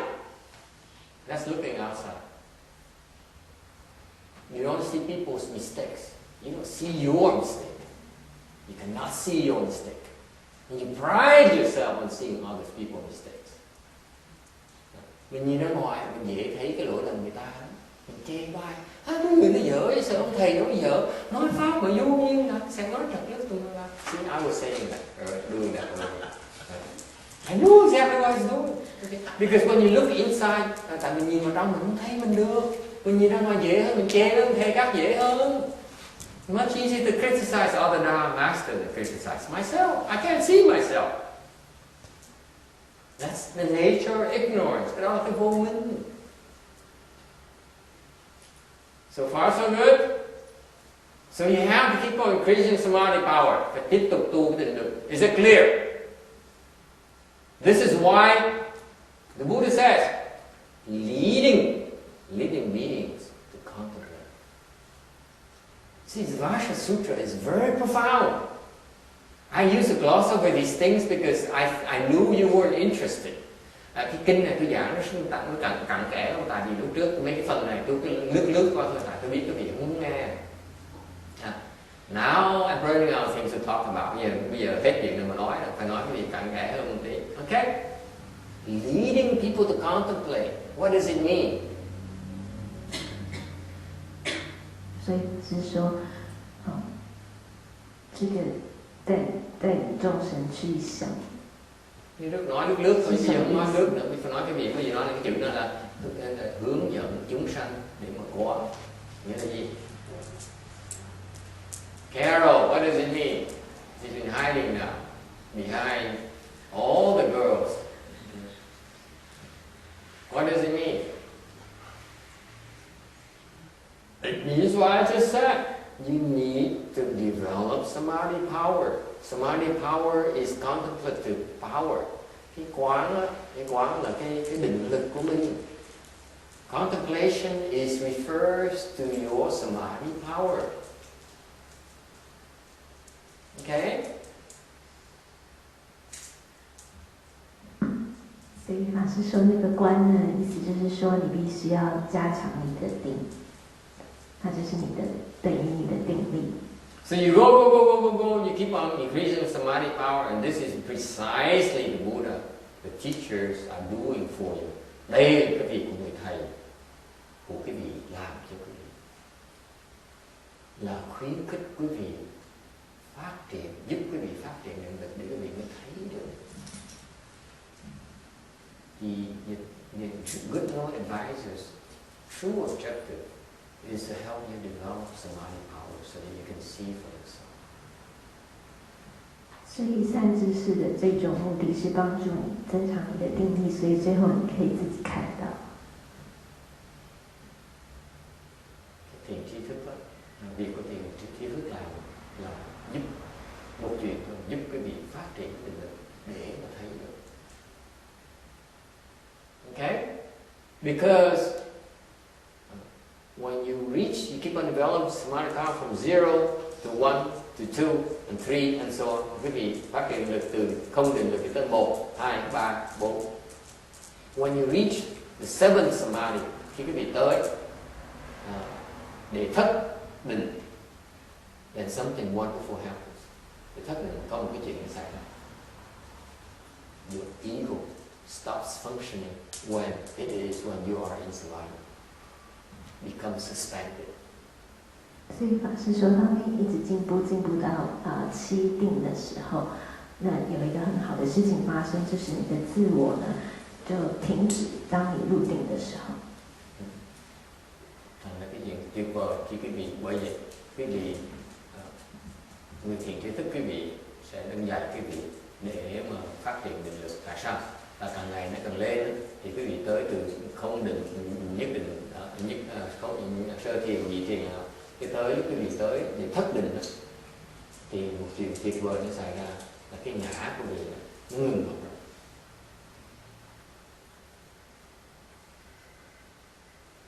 Okay? Does it answer your question, Mr. U? Thank you. You're welcome. Yes? Can I have another question? No, I said only one hard question today. Này, câu hỏi được một ngày, không một hỏi khó một ngày thôi. You have to wait till next weekend. This is easy. You have to come back. This Huh? is easy question. So No, after that hard question, everything is hard. Because I have no more strength to answer any question from you left. You have to, so for you, those of you online, you have to tune in next weekend for the next part.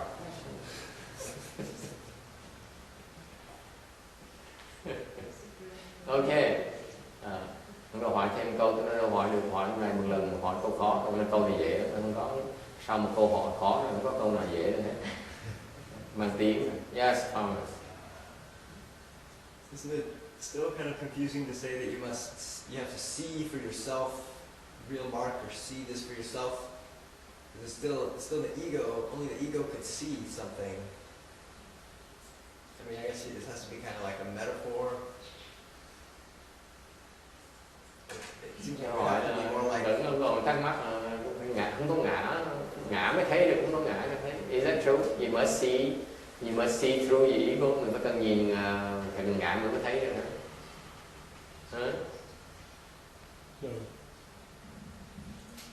所以他说，因为他这边讲说你还是要自己看到，所以这个实相。那法师说，那他说这个看就是用自我来看，那这样子听起来好像是有一点It's a long process. You go to seventh samadhi. That's when your ego stops. That's when you become adorable. Not as repulsive. Below seventh, yes, ugly.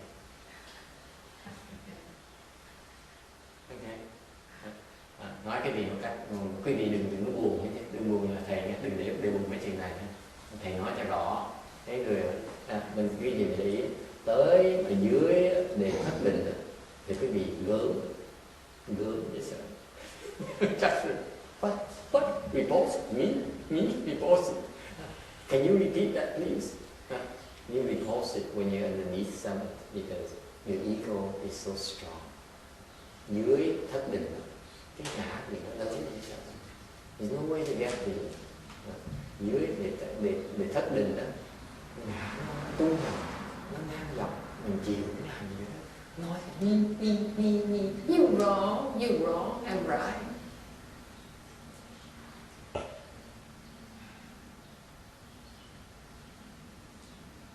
Cái người especially young people now. People, what I mean by young people, anyone below 60. No, 50. 56. 56. 55.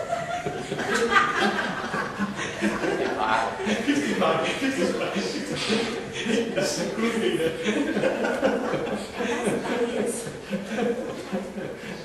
Anyone below 55. That's the young people.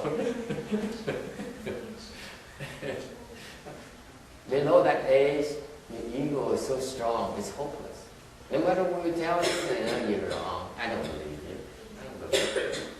You're wrong, I'm right. You're wrong, I'm right. You're wrong, I'm right. I'm so sure I'm right. For some people, they're so sure of themselves. I've been going to school. I spend money paying my tuition fees. I owe even the government money for my education loans. I cannot possibly be wrong.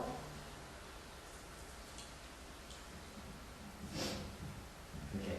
My point is that until you reach 7 samadhi, the ego is very, very strong.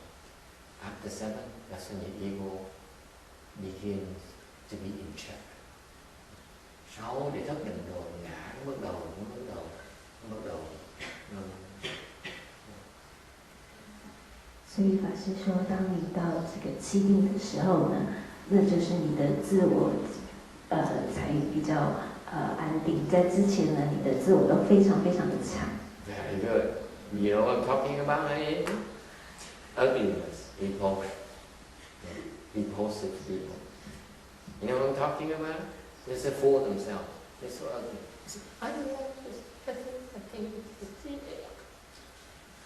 It's repulsive. Repulsion. Okay?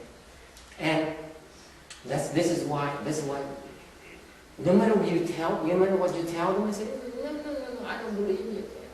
You say whatever you want, I don't believe you. Thành ra mấy cái người mà trình độ nó thấp, mình nói gì nó không tin.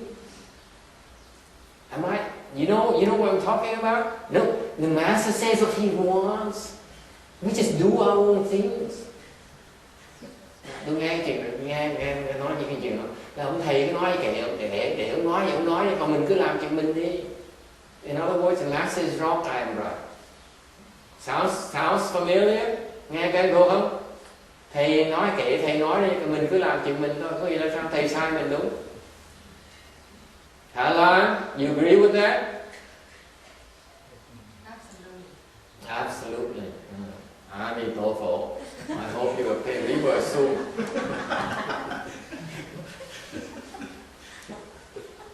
Find a better teacher. Kiếm thầy giỏi hơn. Okay.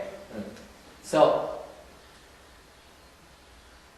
leading, going back to the slide 16, leading living beings to contemplate, it really means that telling you that you need to work on your kung fu. We need to do something about it. You cannot talk about it. You have to do something. Contemplation here means do.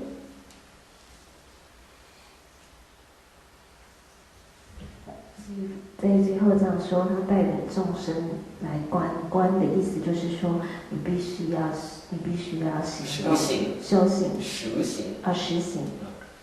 Cái phần tấm 16 này, cái phần cái gì sắp hết xong là hết giờ nữa rồi.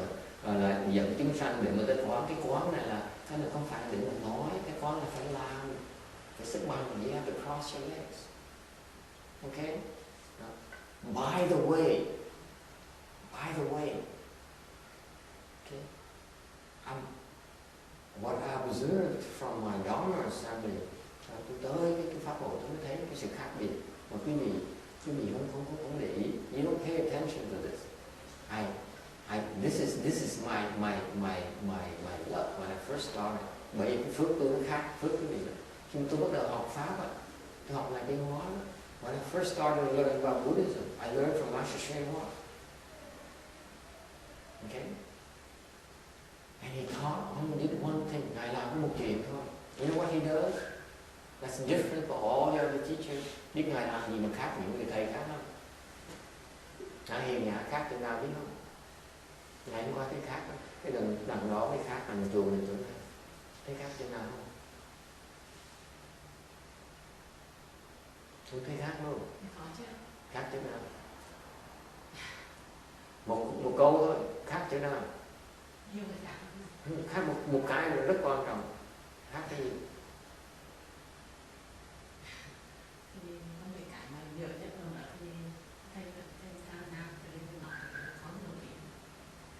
I asked Venerable Yimya, you went there with me and you listened to watched the whole Dharma assembly for 5-6 hours. What have you observed? What's the difference?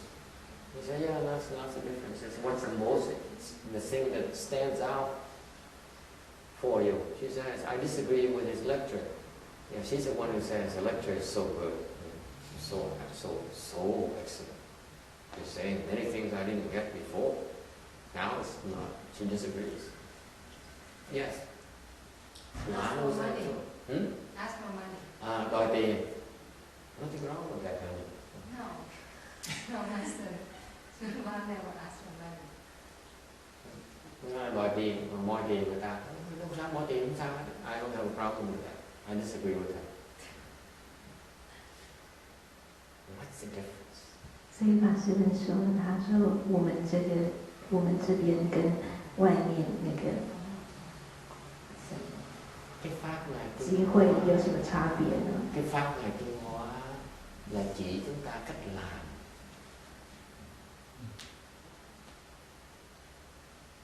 What I love about Master Shinwar's Dharma is that he tells us how to do it. 法师说他喜欢宣化上人所教的，就是说教我们如何实行。 He doesn't say, Jasmine, I want you to get rid of your ugly ego. He says, cross your legs. You understand the difference? If I say, get rid of your ego, he said, how? Should be the question. Master Shua never says that. It says, yeah, you get rid of ego, cross your legs, eventually you get rid of the ego. Đi qua ông dạy hay lắm, nó là đi sức mạnh, không sao nó mình bỏ mình ngã. You see, it's not that obvious the way I am, because I'm kind of brutal. Tôi hơi cộc một tí. Tôi nói là xếp bằng để mình gạt cái ngã, còn cái hóa nhận là xếp bằng trước, từ sau khoảng chừng 10 năm sau, 10 cuốn sách sau mới nói mày để bỏ cái ngã này.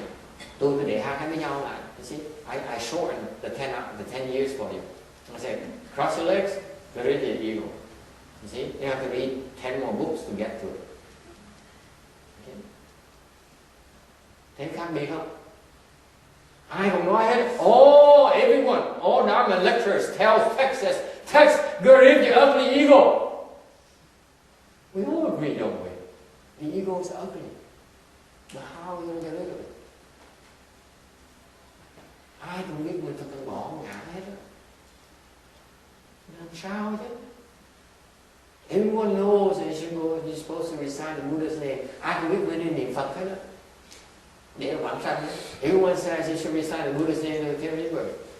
How are you supposed to recite the Buddha's name? Đúng không? Ai cũng biết mình niệm Phật. Mà có ai nói mình làm sao niệm Phật một cách nào không?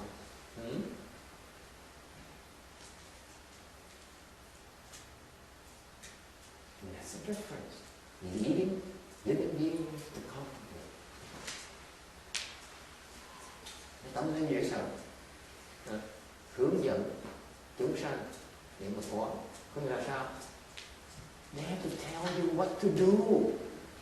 We have to guide you what to do. Cái người thiện tri thức phải hướng dẫn cái vị cách làm, chứ không phải cho cái vị tri kiến đâu, tri thức đâu. You with no advisor is not supposed to give you knowledge. For the sake of knowledge, he's supposed to help you know what you're supposed to do. Cái người thầy, bổn phận người thầy không phải là để dạy cái gì cái tri thức, mà phải dạy cái gì cần làm cái gì. You have to come here and stay with me for the first 3 months, and you die. I watch you die. Thầy nói sao? Con tới đây ở với thầy 3 tháng đi, để thầy coi con chết.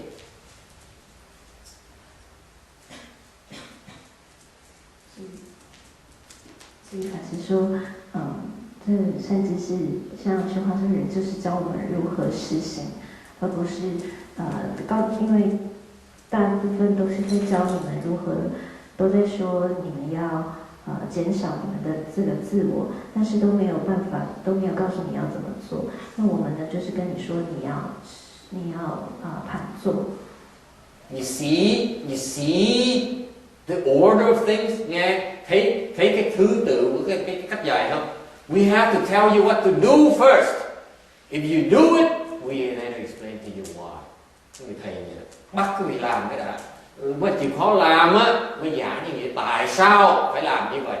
If you refuse to do it, why should we tell you why you should be doing it? Hả? Nếu chúng tôi nói cái gì làm, cái gì không làm, tại sao chúng tôi giảng cái gì cần, tại sao phải làm cái gì? You have to earn your explanation. Phải xứng đáng với được giảng, đừng có tưởng. Just because it's free doesn't mean it's free. Đừng có tưởng miễn phí là miễn phí đâu.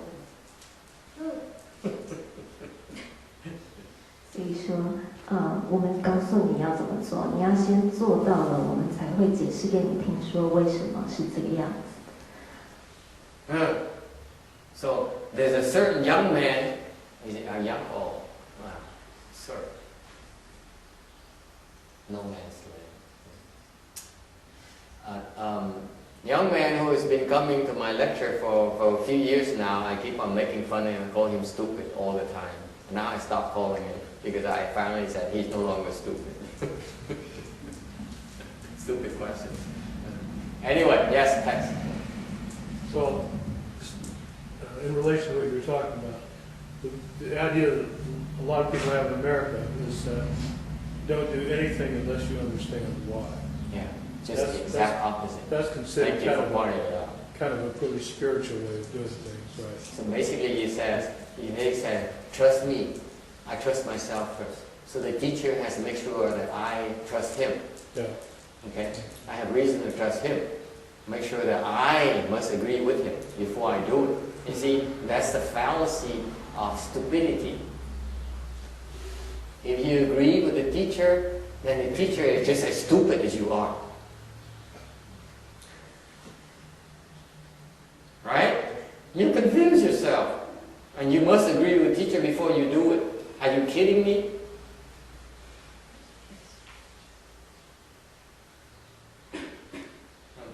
Cái ông này nó hay. Thank you, text for the very good thing. Cái người Tây phương người ta nói rằng là nhất là trong cái vấn đề tâm linh, người ta nói là mình không nên làm trừ khi mình hiểu rõ ràng mình mới làm. Ok? Thì nó nói như vậy rõ ràng nó đi ngược lại cái sự phát triển như vậy. Tại vì nếu như quý vị phải đồng ý với ông thầy quý vị mới làm thì có nghĩa là ông thầy quý vị là vô minh với nhau, dốt với nhau, cùng một loại với nhau hết. Cái lời ông thầy ông thấy nhiều hơn quý vị cũng thấy được, bởi vậy quý vị cũng không đồng ý với ông thầy. Còn nếu ông thầy mà chỉ cần nói cho quý vị hiểu được thì ông thầy đâu có việc mà làm nữa đâu. If you get everything, you understand everything the master says, then the master, you don't need your master. Are you kidding me? Nếu mà tất cả những lời ông thầy giảng quý vị hiểu được hết đó, thì quý vị cần gặp ông thầy làm cái gì?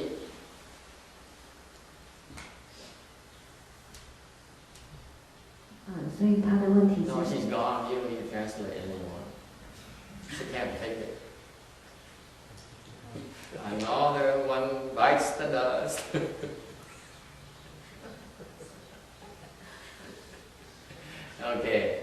Okay. So it's about leading you to get there. Okay. Thành cái nói tóm tắt nó cho xong phần này cho rồi. Là hướng dẫn quý vị để quý vị tới cái chỗ đó. Quý vị thấy được. You have to see for yourself. Okay? It cannot be explained. Therefore, we have to help you ascend to that level for you to see it for yourself. It's called certifying the real mark.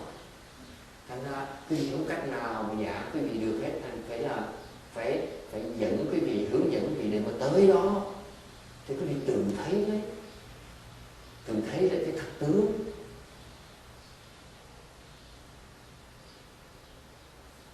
Oh yeah, no translation. Any questions here? Right. Yes. Okay. Final question.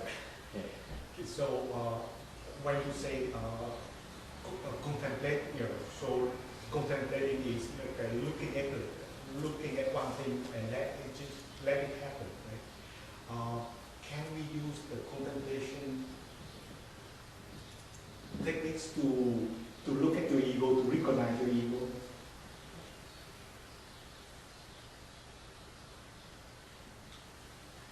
Và xem là pháp quán là mình giảng là pháp quán là mình nhìn, chỉ nhìn thôi, chỉ chú tâm cái chuyện đó thôi.